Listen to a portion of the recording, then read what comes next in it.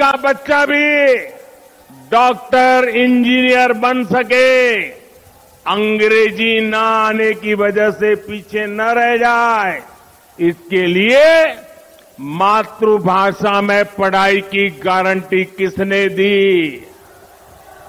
पूरी ताकत से बोलिए, किसने दी? किसने दी?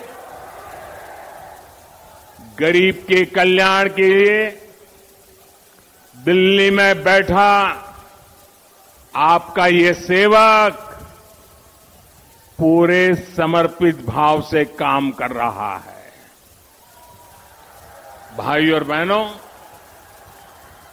हमारे सीकर की पहचान तो शिक्षा नगरी के रूप में भी होती है। यहां के गांव ढाणी डॉक्टर, इंजीनियर बनाते आए हैं। केंद्र की भाजपा सरकार युवाओं को शिक्षा और रोजगार के नए अवसर देने में जुटी है। लेकिन राजस्थान में क्या हो रहा है? राजस्थान में युवाओं के भविष्य से खिलवाड़ हो रहा है। पेपर लीक उद्योग चल रहा है, पेपर लीक उद्योग।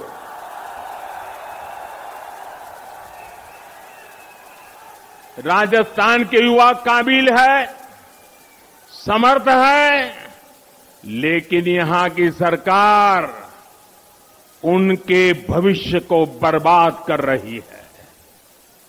यहां सत्ताधारी दल के लोगों पर ही पेपर लीक माफिया होने का आरोप लग रहा है। लग रहा है ना? लग रहा है ना? राजस्थान के युवाओं को पेपर लीक माफिया से बचाने के लिए क्या करना पड़ेगा? कांग्रेस को हटाना ही होगा। क्या करना होगा? भाइयों बहनों, राज्य सरकारों की एक और सबसे बड़ी जिम्मेदारी होती है नागरिकों की सुरक्षा की, कानून व्यवस्था की। लेकिन कांग्रेस सरकार ये भी नहीं कर पा रही। आए दिन गैंग वॉर की खबरों ने राजस्थान जैसे शांति प्रिय प्रदेश को, उसकी साख को बिगाड़ दिया है। राजस्थान में दलितों पर अत्याचार चरम पर है। राजस्थान में नशे की तस्करी, नशे का कारोबार फल फूल रहा है। हमारे तीज त्योहारों पर खतरा मंडराता रहा है। कब पत्थर चलने लगे, कब गोलियां चले, कब कर्फ्यू लग जाए, कोई नहीं जानता। भाइयों और बहनों, राजस्थान के लोग कुछ भी बर्दाश्त कर सकते हैं, लेकिन राजस्थान के लोग बहन बेटियों के सम्मान से खिलवाड़ कभी भी बर्दाश्त नहीं कर सकते। मां पद्मावती और पन्ना धाय की इस धरती की बेटियों के साथ जो हो रहा है वो आक्रोश से भर देता है। किसी दलित बेटी के साथ दुष्कर्म होता है और फिर उस पर एसिड डाल दिया जाता है। किसी दलित बहन के साथ उसके पति के सामने गैंगरेप होता है, आरोपी उसका वीडियो बनाते हैं, पुलिस में रिपोर्ट नहीं लिखी जाती, बेखौफ आरोपी वीडियो वायरल कर देते हैं। छोटी छोटी बच्चियां, स्कूलों में पढ़ाने वाली टीचर्स तक यहां सुरक्षित नहीं है। और साथियों, कार्रवाई करने के बजाय कांग्रेस के नेता पीड़ित महिलाओं पर ही झूठ बोलने का आरोप लगा रहे हैं। वाकई बहुत हो गया। भाइयों बहनों, राजस्थान की धरती है, ये वीरों की धरती है, ये पराक्रमियों की धरती है। ये याचना करने वाले लोग नहीं है, ये हुंकार करने वाले लोग हैं। और इसलिए इस बार चारों ओर एक ही हुंकार है, एक ही नारा है, हर राजस्थानी का एक ही संकल्प है, बहन बेटियों पर अत्याचार नहीं सहेगा राजस्थान। बहन बेटियों पर अत्याचार, बहन बेटियों पर अत्याचार, बहन बेटियों पर अत्याचार, दलित पर अत्याचार, दलित पर अत्याचार, कर्ज से मरता किसान, कर्ज से मरता किसान अपराध बेलगाम नहीं सहेगा, अपराध बेलगाम नहीं सहेगा राजस्थान।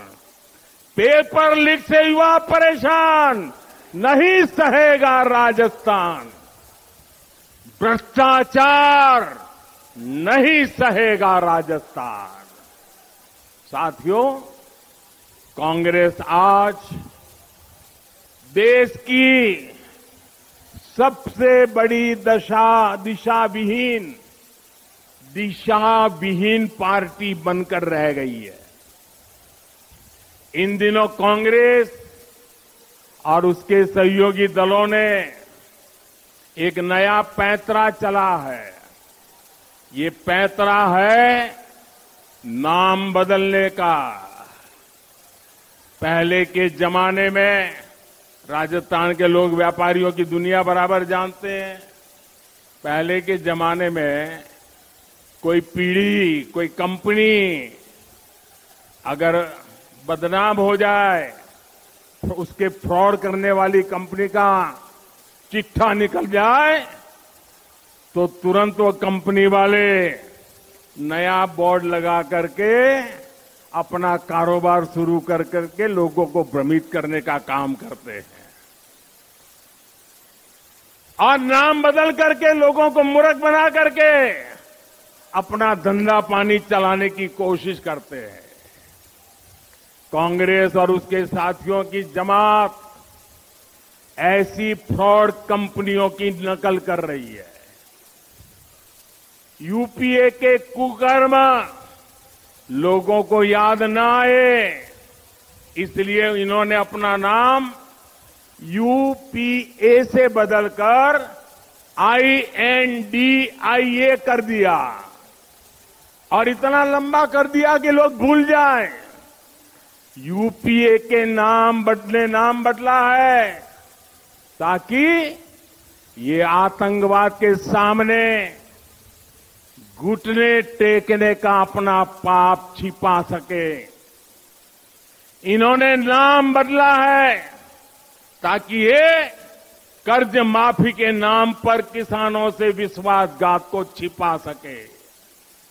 यूपीए नाम बदला है ताकि ये गरीबों के साथ किए गए छल कपट को छिपा सके। और मैं आज राजस्थान की धरती से देश के लोगों को एक और बात बताना चाहता हूं। इनका तरीका वही है जो हमेशा देश के दुश्मनों ने अपनाया है। पहले भी ये तो INDIA के नाम से आए हैं, लेकिन पहले इंडिया के नाम के पीछे अपने पाप को छुपाने का प्रयास किया गया है। इंडिया नाम तो ईस्ट इंडिया कंपनी में भी था, ईस्ट इंडिया कंपनी में भी इंडिया था कि नहीं था? लेकिन इंडिया नाम अपनी भारत भक्ति दिखाने के लिए नहीं, बल्कि भारत को लूटने के इरादे से लगाया गया था।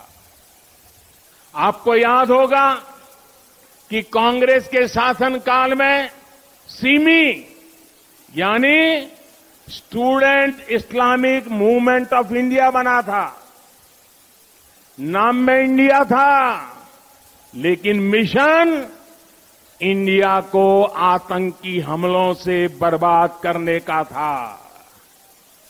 जब इसके कुकर्म सामने आए तो सीमी पे बैन किया गया, और ये बैन हुआ तो फिर नया नाम लेकर आए। उन्होंने भी नाम बदला, पीएफआई।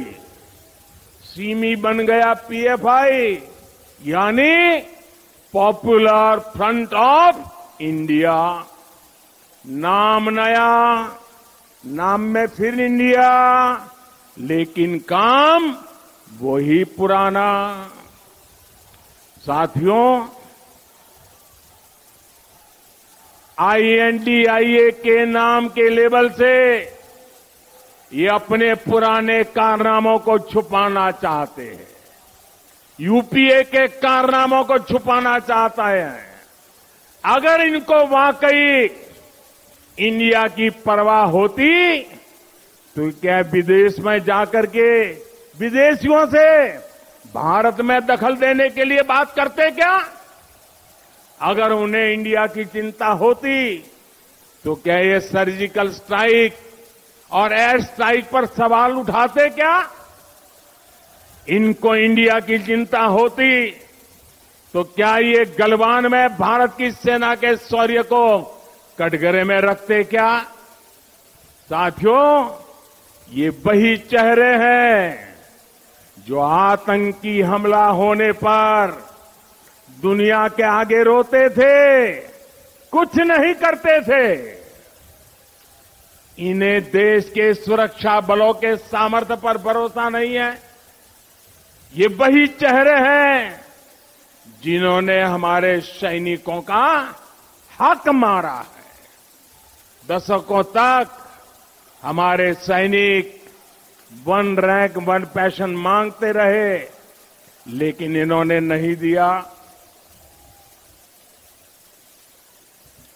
जो लोग टुकड़े टुकड़े गैंग को गले लगाते हैं, जो लोग भारत में भाषा के आधार पर बंटवारा करते हैं, जो लोग विदेशों से संबंध भी इस आधार पर बनाते हैं कि उनका वोट बैंक नाराज ना हो जाए, जिनके लिए राष्ट्रहित नहीं बल्कि वोट बैंक सर्वोपरि है, वे लोग जब आईएनडीआईए की बात करते हैं तो दिखावा लगता है, छलावा लगता है, झूठ लगता है।